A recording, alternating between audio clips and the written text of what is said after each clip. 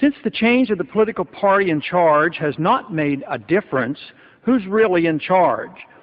Someone is responsible, and it's important for those of us who love liberty and resent big brother government, identify the philosophic supporters who have the most to say about the direction our country is going. These are the neoconservatives of recent fame. Granted, they are talented and achieved a political victory that all policymakers must admire. But can freedom and the Republic survive this takeover? That question should concern us. Neoconservatives are obviously in positions of influence and are well placed throughout our government and the media. The neoconservatives, a name they gave themselves, diligently worked their way into positions of power and influence. Above all else, they were not and are not conservatives dedicated to limited constitutional government. More recently, the modern-day neocons have come from the far left, a group historically identified as former Trotskyites. Liberal Christopher Hitchens has just recently joined the neocons, and it has been reported that he has already been to the White House as an ad hoc consultant. Many neocons now in position of influence in Washington can trace their status back to Professor Leo Strauss of the University of Chicago. Paul Wolfowitz actually got his PhD under Strauss. Others closely associated with these views are Richard Pearl, Elliott Abrams, Robert Kagan, William Kristol. All are key players in designing our new strategy of preemptive war.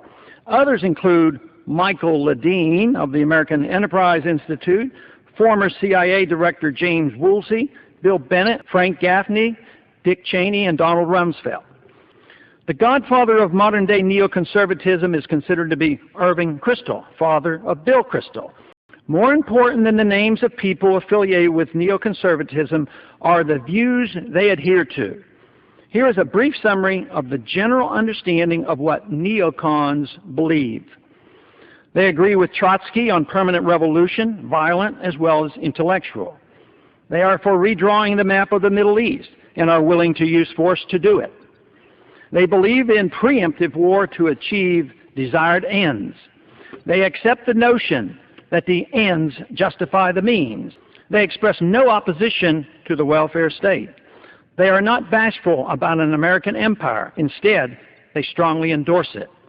They believe lying is necessary for the state to survive. They believe a powerful federal government is a benefit. They believe pertinent facts about how a society should be run should be held by the elite and withheld from those who do not have the courage to deal with it. They believe neutrality in foreign affairs is ill-advised. Force should not be limited to the defense of our country. They dislike and despise libertarians, therefore the same applies to all strict constitutionalists. They endorse attacks on civil liberties, such as those found in the Patriot Act, as being necessary. They unconditionally support Israel and have a close alliance with the Likud party. Various organizations and publications over the past 30 years have played a significant role in the rise to power of the neoconservatives. A product of the Bradley Foundation, the American Enterprise Institute led the neocon charge, but the real push for war came from the Project for a New American Century, another organization helped by the Bradley Foundation. This occurred in 1998 and was chaired by Weekly Standard editor Bill Kristol. They urged early on for war against Iraq, but were disappointed with the Clinton administration, which never followed through with its periodic bombings. Obviously, those bombings were motivated more by Clinton's personal and political problems than a belief in the neocon agenda. The money and views of Rupert Murdoch also played a key role in promoting the neocon views, as well as rallying support by the general population through his News Corporation, which owns Fox News Network, the New York Post, and Weekly Standard. This powerful and influential media empire did more to galvanize public support for the Iraqi invasion than one might imagine. They have been amazingly successful in their efforts to control the debate over what Western values are and by what methods they will be spread throughout the world.